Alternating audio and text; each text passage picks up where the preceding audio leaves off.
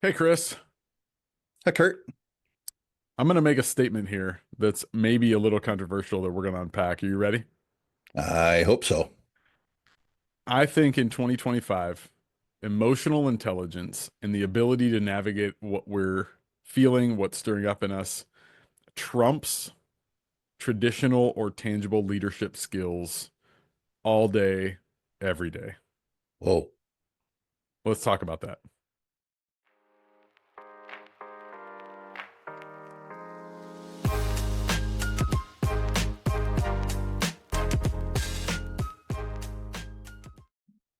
Welcome, everybody, to the Brimstone Coaching Podcast. I'm Kurt Busch, half of the Brimstone Coaching Group, here with my friend and coaching partner, Chris Godfredson. How you doing, Chris? I'm doing well today, Kurt. I'm looking forward to another riveting conversation. Did you say ribbiting or I said riveting? riveting. Okay. Thank you. I don't know what riveting is. It's like something a frog does. Oh, rivet. Yeah, very Yeah. good. Yeah, yeah. Yeah, no, that's not a thought that ever enters my mind. Nope, nope, nope. But So, it's obvious to me that emotional intelligence enters your mind. And so, with that jarring statement right out of the gate, what more would you say to everyone who's with us today? yeah, that was a great turn. Thank Expert you. level turn. Mm, Yeah, so I think we want to unpack a little bit what we have begun to see in a mm. shift in how we think about leadership and how the world is thinking about leadership and how companies are thinking about leadership. Yeah. A shift away from a sort of building of what I don't know how to describe other than using the word traditional or tactical or tangible leadership skills of like you have to know how to motivate people, you have to know how to run effective meetings, you have to know how to cast vision. Like those things are Yeah. all important. But I think the shift is saying that leaders, effective leaders, have to be emotionally intelligent, have to know who they are, have to know their responses to triggers Mm. in order to do those things well. Yeah. Yeah, that's really good. Yeah, So, what are you finding as you work with people around that idea? What kind of things are you hearing? Or maybe a better question is, what's the struggle? Yeah, that's a good question. So I've had a few conversations lately. You and I have both spent some time in the corporate world over our Mm. careers, and not super recently. Yeah, right. You know, at least not post COVID per se. You know, so I've had some conversations with people trying to learn the climate of corporate Yeah. leadership Mm. recently, and one thing that they're saying is, yes, those tangible skills are important. Like those, a good, effective leader needs to know how to motivate people, needs to know how to Hmm. bring people along with him or her. But what these people are saying is that a lot of people can do those, and most anybody can learn how to do those. But what separates an effective leader from as my kids would say, a mid leader, Yeah, right. is going to be the ability to do those authentically, to do those vulnerably, to do those in a Mm. way that doesn't alienate or distance themselves as the leader from the people they are leading, which can be Yeah. the case when a leader gets stirred up or gets triggered or gets angry Yep. about things that aren't the thing, you know? Hmm. Yeah, Uh, that's really good. yeah, yeah. What would you? I mean, what would you want to say just at a high level before we get too far deep into that? Yeah, I think that's it. I mean, that was those were powerful words that you used to describe that. Oftentimes, I think like when I was in that world that you're referring to, that I haven't been in for a minute because I've been running down other paths. Yeah, The idea was that I was just managing people, teaching them yeah, how to do tasks, explaining why we did what we did. But I would say what I've learned about myself and emotional maturity is that I think I spent so much time just trying to get the tasks done that I didn't always pay attention to the how yeah, we actually do the tasks, right? yeah. And so that to a degree, that's what I hear you saying. And what I hear you saying is paying attention to yourself, right? So Yes. there was a season in my life when I was a football coach, and when I was coaching kids, like I was trying to pull them along to do the tasks that were theirs to do, and watching them, trying to observe, to motivate, inspire, motivate, kick in the rear to get going, right? And but I think in what I hear you saying in leadership in 2025, one of the most vital tools is to be able to know thyself. And when we know ourselves, like how do we manage ourselves so that we show up authentically, not Yes. some fake version that's often triggered or threatened by people above us or people below us in the org chart. Yeah. That we can be emotionally mature in all of the settings that we find ourselves. And Yeah. so I love what you're saying. I love what you're finding. And yeah, Yeah. where do you want to go from here? What do you want to Well, say? I mean, I like how you use the word how, right? That Hmm. does feel important. We have a mutual friend who would say how you do something is probably more important than what you do. Yes. Which I think, especially in leadership, I mean, I think that's the case. There are a lot of ways to skin a cat, if you will. There's a lot of ways to get the tasks done. Yeah. Yep. Um, and we frankly get to choose any of those ways, right? We Yeah. we say all the time, like, we don't have to do this work of self-awareness and increasing Correct. our maturity level, but we can lead in those kind of old ways that say we're just going to get all the tasks done, and that's going to have consequences Yeah. over the long haul, right? um Yeah. I had Can I a say something? Yeah, please. Okay, hold that thought, will you? I mean, the people I'm working with, the organizations that I have been a part of over the course of time, like the ones who clearly state this is how we're going to do things, those are the ones where people, I think, experience joy. They Yeah. thrive in their work, and so do people who are in leadership. So, in one context, like everything that we do is kind of expected, right? We hire you to perform the tasks, Yeah. and the expectation is that you'll do them excellently. But how you do them, do you engage in our agreed upon values? If you do that, then Yeah. like that's how bonuses are allotted. That's how work is evaluated. It's not what you do; it's how. It's in the way that you Yeah. do it. Yeah. Yeah. Yeah, and what I'm hearing from these people I've been talking to lately is like that is what retains employees. That is Yes. what cuts down the onboarding costs. That is what keeps your recruiting costs low because you are creating the how, creating the Yeah. culture that allows people not only to lead a certain way, but to be a certain way. Yes. Yes.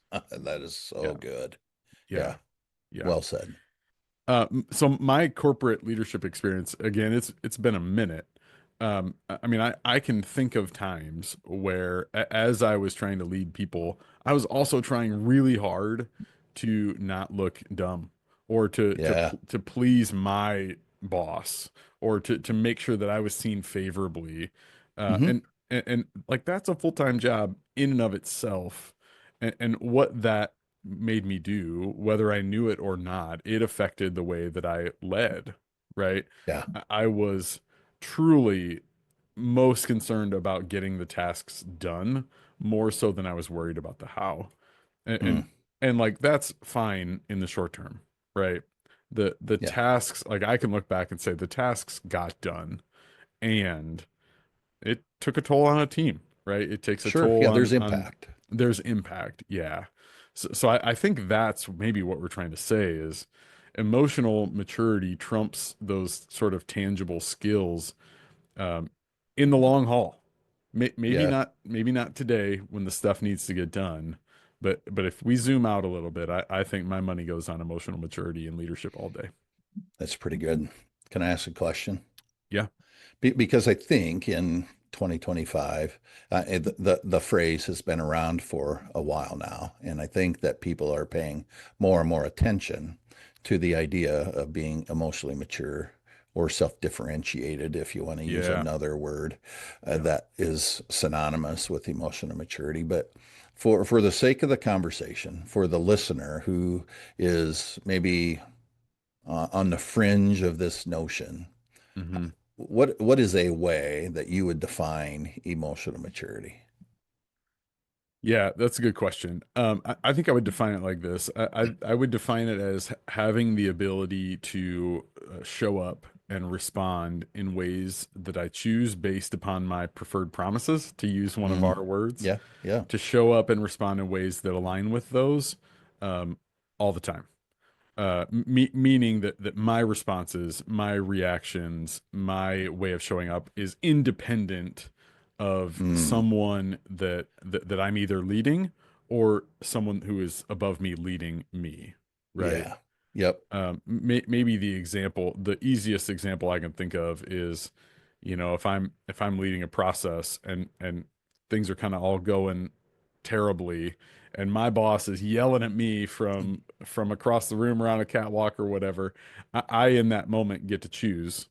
Am I going to just Yes. pass that yelling on, right? Hmm. Am I Yeah. just going to pass that Yeah. Am I anxiety, going to that go now yell at the team because I got yelled at by my superior? Yeah. Yep. Or can I, in that moment, evaluate what's going on, show up from my best thinking, Yeah. apart from the reactions of others? Yeah. Boy, that's What really would you good. add to that? Uh, I think that for me, one of the things that I would add is in a day and age where polarization is everywhere, right? If you don't believe like me or behave like me, then you don't get to be here Yeah. or Yeah. you're just out. Like one of the key tenets of emotional maturity for me is to be able to say what's true for me, to be able to uh, process the information, and then to be willing to take the risk or the chance to say what's true for me, and then Yeah. to let other people do the exact same thing. Yeah. And, Yeah. and when those things are present, then I think emotional maturity is alive in the system, and and then we might be able to work through our problems, our Yeah. difference, whatever Yeah. those things are. Yeah. Yeah. That Yeah, that is profound and hard. right. Yeah. I mean, I think we'll probably hit on this in a future pod more than this. So I don't want to go Yeah. too Yeah. far Save that content, bro. off the rails here in the conversation, but to because what I heard you say, and this is I think what I want to come back to is for you, like I think there is a we each have a truest self, a the best Yeah. version of ourselves. And when that's true for every human being, then what the system needs, what your organization needs, what your team members need is for you to be able to be you, to make Yeah. choices to be you Yeah. in the everyday. And so Yeah. as the leader, you have the opportunity to manage yourself because this is really, I think, the focus of Yeah. being an emotionally mature leader is to manage and focus on how you show up in the system and in the organization, in conflict, in Yeah. times of joy, in all the things, in all the places. And so, yes, we have to have the skills to perform the tasks, but how we do them, and are we regulated? Yeah. All those things. Yeah, I mean, there's so Yeah. much that we can talk about here. Yeah. Yeah. Organizations hire leaders. Hmm. Organizations need leader. The world needs us. I mean, I think that would be the Hmm. expansion of this idea, but Yeah. organizations hire leaders because of how they lead, who they are, the way that they lead. And I think what we see often is low emotional intelligence or low emotional maturity robs organizations of those leaders' best thinking, Hmm. Hmm. robs of all the reasons those leaders are in place. If Samantha, hypothetical Samantha, is a Hmm. leader, and she's working for an organization who loves the way Samantha leads, but every time Samantha gets into a hard conversation, she sort of walls up and protects herself. Now Samantha is not leading as fully Samantha, right? Yes. And really what that organization needs is full Samantha. Yeah. They don't not need Samantha. That organization does not need Samantha to be curt Right. or to stay quiet um, or to lose her mind, because Yes. neither of those things are what people experienced when they hired Samantha. Yes. They hired Samantha, who showed up polished, and and Yeah. I mean, let's be honest, all interviews are a bit of a facade, Yeah. a bit of a Yeah. show, right? It's when we get into the nitty gritty and we get into the struggle where we are seen. And I think, Yeah. Ben, that the question that you alluded to, a preferred promise, a bit ago, like, I think the reality is as leaders, we have opportunity over and over and over again to have a picture of how we want to show up when things really matter. Yeah. I mean, it's one thing to Yeah. get the job. It's another thing to be in the job. And now, oh, all of my things are stirred, or my Yeah. boss isn't how he presented himself when I Yeah. interviewed there, right? And Yeah. and so I can be a short timer in a company if it isn't what I was told it was going to be, which is fine. I mean, it's perfectly acceptable. But how am I going to be in the midst of all of the anxiety that might be present in the system? These are the real skills, I think, Yeah. that lead us to contentment, fulfillment, wholeness. It gets away from Yeah. the idea of being exhausted. Yeah. Ultimately, like, isn't this all for the sake of being able to live fully and lead authentically? 1,000,000%. I mean, when Yeah. you talked about great plug, by the way. We'll come Oh, back thank around you. to that. We will. Not a plug, I mean real, but Yeah. happens also. Anyway, I when you talked about an interview going a little differently than like, oh, now my stuff is showing, like that hit so deeply. I think even Mm. though you and I haven't been in the corporate world for a minute, I mean, I think the world we have been in, we can think of those examples of like, where did this person come from? Right? Yeah. Where did these responses come Yep. from? Yep. And that is true. Like that is one perspective. I mean, we have talked about from an organizational standpoint, like we do as organizations want the people that we interviewed. And I think you hit it so well to say it's just exhausting from that person's standpoint. Like, to be that person who is Yes. now stirred up, Hmm. that's exhausting. I think you're spot on. Nobody wants that for themselves. Mm-mm. No. What's a barrier? Well, maybe we take a short little break. Yeah. Let's take a Uh, break. take a short break, and then I have a question for you. Okay. Thanks.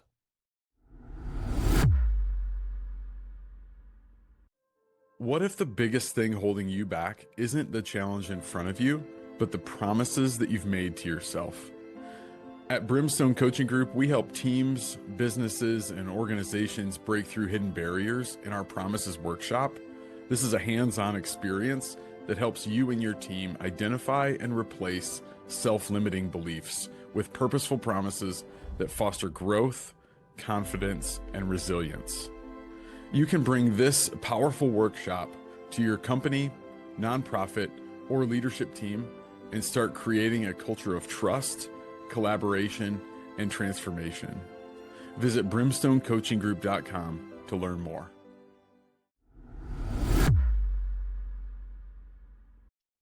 Hey, welcome back to the Brimstone Coaching Podcast. Chris here. Chris, I have a question that I've been saving for that entire break. It's just Yeah, I been can't wait for sort this one.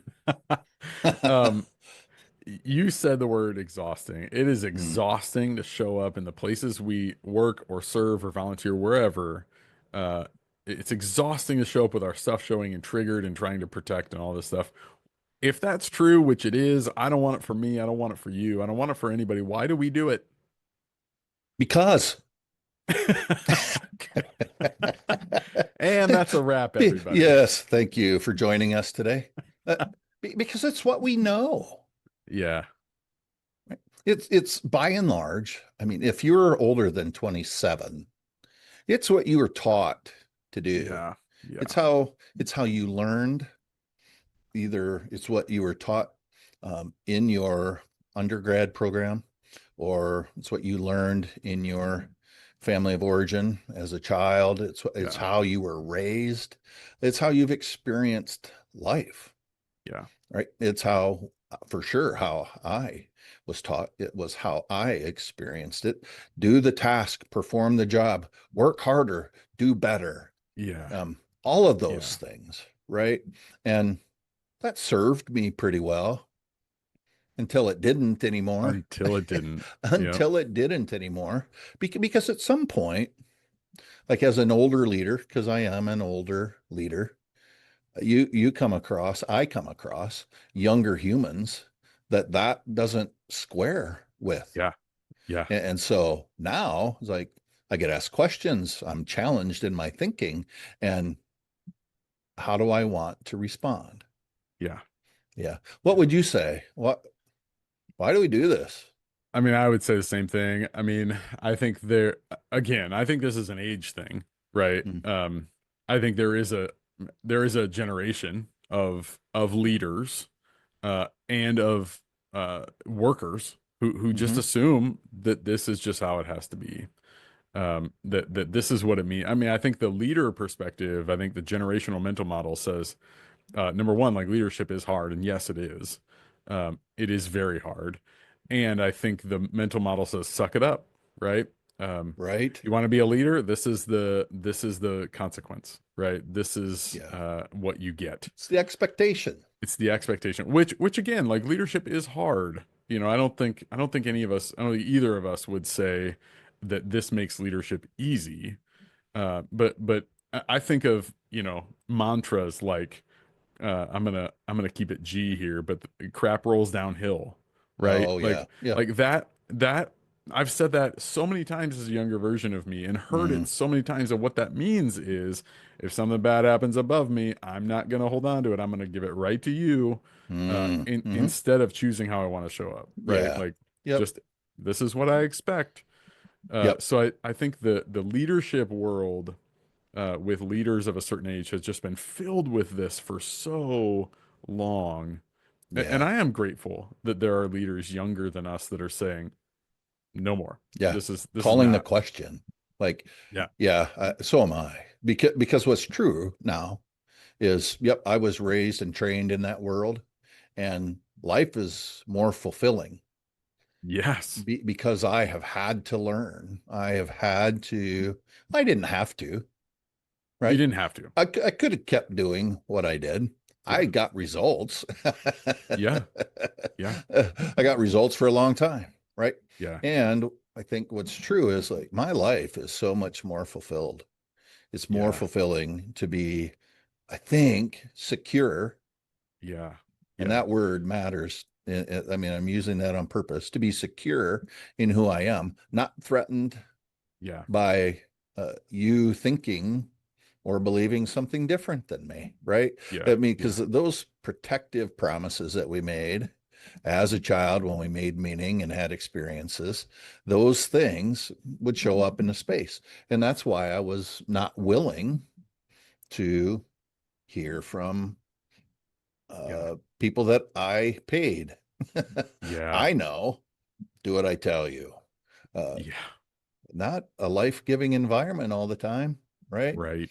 Right. I gave people a lot of freedom so to do the work, so long as they did the work the way I asked them to do it, Yeah. Yeah. which isn't really freedom, right? It's just, Yeah. yeah. Yeah. So yeah, for me, Can I'm just so much more fulfilling to yeah. to grow in emotional maturity. That isn't to say that I am fully evolved and fully grown, right? The least or the most emotionally mature among us might be around 65 on a scale to 100, Yeah. but it's way Yeah. better than when Yeah. I was at 15. Yeah. Yeah. Yeah. Yeah. Yeah. I have a lot of places I want to go. I'm trying to figure out which way to go. Let me ask you a question. Is that okay? Yeah. You used the word results a minute ago. You Mhm. said you didn't have to change how you thought about these things. You didn't have to change how you showed up because you were getting results. Um, I think I know what you mean there. I wonder for the listener if you'd be willing to talk about like are results and the way you show up, is it an inverse? Like if you're talking about Mhm. fulfillment and result, like does it have to do this? Does one have to go up I for the don't know other? that I don't know that it has to, but Yeah. the way I was using it was I mean, we met deadlines. Yeah. We made Yeah. money, and I didn't care how necessarily how we did it. Yeah. So Yeah. this is the change, right? I Yeah. think that we can be emotionally mature, that we can be clear about why we exist, where we're going, and how we're going to get there as an organization, as a team, uh, and do those things in the with the how, right? Yeah. The how is like, do we have shared values? Do we are we curious? Are we kind? Uh, what are the Yeah. things that you value as an organization, and can you pursue them? And like what I valued was we're going to make money. Yeah. And so do the here's the task. This is what I'm hired you to do, paying you to do. Now do that. And Yeah. here's how you do it, not from a, oh, does this give you life? But Yeah. from a get the tasks done Yeah. Yeah. perspective, right? And so Yeah. it, and I don't want to say that it was always like that. It wasn't that I didn't have values, right? Because like I cared about people and their family. And so Yeah. like Yeah. so long as you get your work done, you have some freedom. But Yeah. in the work, it's this way. Yeah. And Yeah. there are other ways, I imagine, that people could get the tasks performed, and I could honor them increasingly by Yeah. knowing myself better and what the threats were. Because Yeah. that ultimately is the problem. That's the Yeah. challenge, right? I mean, I think that, yeah, I mean, systems thinking, and you and I would say that we think the problem's out there. It's the employee, it's the team member, it's not me. And I Yeah. get to Yeah. grow, I get to learn about the Yeah. things that set me off, that trigger me, that keep me stuck and stop from doing all the things Yeah. that are the things that make me my best self. Yeah. Yeah. Yeah. So Let that I me can encourage and inspire other people. yeah, let me reflect something back to you and Thanks. see if Run I'm on sentence, bro. that's not what I said. Well, that's what I L- said. Let me reflect it back. You tell me if I'm reflecting incorrectly. Okay. I think what I heard you say is that assuming some basic like human ethics and work ethics, there is rarely a wrong how, but the way we get to the how is really the thing in question. Like you talked about, I give some freedom, but when I want them to do the work, I want them to do it a certain way. That's not in and of itself wrong. But if you're Mm-hmm. coming to that how from a place of like, this is how I'm going to be seen as a good business owner. This is how Yeah. I'm going to be seen as successful by my neighbors in the community. Like that's a different way to get to the how than saying, you know what, this is a tough season and we just really, really, really have to be on top of this work. So I'm going to intentionally set some boundaries to make sure the work gets done a certain way. Yeah. Am I hearing am I hearing that correctly? That there is a motivation for the how that's important? Mm. Yes, sir. That was the word as you were reflecting back to me. I think it's always our motivations. Yeah. Yeah. Yeah. Yep. Yeah. Um, yeah, I think that's really good. I think it's really good. I don't even know what else I want to say at this point. I I don't think that's either. great. As you think about yourself, and as you think about the ways in which I mean, here's what I want to ask. Like, how have you grown in your emotional maturity? And how have you helped people that you're working with be able to see themselves and then understand a little bit more about like how they actually want to show up in the spaces they find themselves? How do you Yeah, get there? that's a good question. That's a big question. Yeah. I think 3 episodes, like 3 continuations of this Yes. episode, we should have that Keep coming answer. back, y'all. Yep, yep. So I think here's what I would say about my own process. Like Yeah. from the beginning, one of the things that I found most helpful was looking at and trying to identify the times when I felt regret or remorse of how I showed up. Like either Yeah. how I talked to somebody, because there were like, I mean, let's be real. There were times where I would leave a conversation and feel regret or remorse of how I talked to another human, right? Yeah. Maybe it was too direct, too blunt, too hurtful, whatever it was, or not enough, or Mm. maybe I was holding back, Yep. or I leave a meeting. Like those moments for me were the beginning of the process to say, what is going on here? Like, Yeah. why do I feel this way? And what do I need? Like, what needs to happen for me to leave these spaces and not wish I'd have done something differently? Right. Not to say that never happens anymore. It certainly does. But I think that was the beginning. And I think that's been one of the biggest impacts to say, like, I have some agency to change how I show up in those spaces so I can walk out not feeling regret or remorse, Yes, sir. no matter what the other parties in the room do, right? Yep. And I think that's always kind of the beginning, not always. That is often the beginning of conversations with people that we work with, Mhm. that I work with one on one, that groups we work with, is to say, those moments of regret and remorse are indicators that maybe we're behaving out of a place other than our truest selves, other than our most authentic Yeah. leadership, right? That's really well Um, said. you and I have both experienced freedom from regret and remorse, Yeah. like again, not that it never happens, but Right. we have experienced a greater freedom from those things. Yep. And I think I use the word freedom on purpose because it is the day before Independence Day here in our neck of the woods while we're recording this. Yeah. But we experience we feel less regret and remorse, Mm. and we do this work with people so that they might feel less of that themselves, because we felt that we want other leaders Yeah. Right. to feel it too, right? Exactly. This is why we exist. This is our work. Yeah. It's really well said.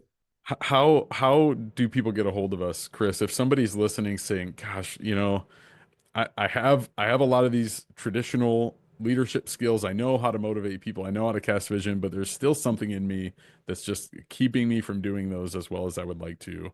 What would you say? How do they connect with us to work through some of that with us? I would say a couple things. The first would be to go to our website, brimstonecoachinggroup.com, and you can schedule a free initial consult or inquiry. And that's the first step. Maybe that's the second step. You can go to our website, and at the top in the header of our website, you can click on new book because we have a book that is now available through our website. You can also find it on Amazon or Barnes and Noble. But the idea is people can live fully and lead authentically when they understand the surprising link between self-awareness and your impact. And I think that like one of the things that we hold up in the book is the way to move from regret and remorse is to reflect on the encounters that we have Yeah, so that we can experience transformation and show up in yeah, the world emotionally mature with an emotional intelligence that enables us to know ourselves, understand our protected promises, move to more purposeful and preferred ones. And that's in the book. And yeah, we think that the book will be a valuable resource. And it gives you a window into how we work with people, how we've done the work ourselves. And that's available now for $15.99. Or if you're a Kindle reader, $9.99. yeah, yeah. Chris, this has been just a really wonderful conversation. Thanks for Mhm. having it with me. Thank you.